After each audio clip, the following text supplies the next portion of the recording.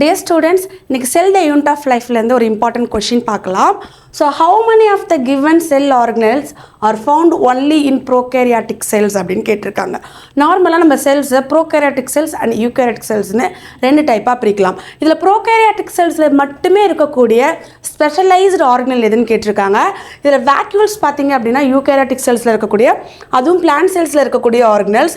ribosomes அப்படின்னு பார்த்தீங்கன்னா both prokaryotic and eukaryotic ரெண்டுத்திலுமே இருக்கும். ஃப்ளாஜெல்லாவும் நமக்கு அப்படி தான், நமக்கு யூகேரியாட்டிக்லையும் இருக்கும் ப்ரோகேரியாட்ஸ்லையும் இருக்கும். செல் வாலும் நமக்கு ப்ரோகேரியாட்ஸ்லையும் இருக்கும் யூகேரியாட்ஸ்லையும் இருப்பாங்க.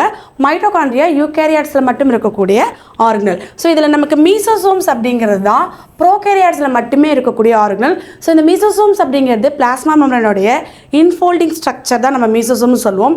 இதுதான் அந்த ப்ரோகேரியாட்ஸ்க்கு ரெஸ்பிரேஷன் அப்படிங்கக்கூடிய ஃபங்க்ஷனை பண்ணி கொடுக்கக்கூடியது.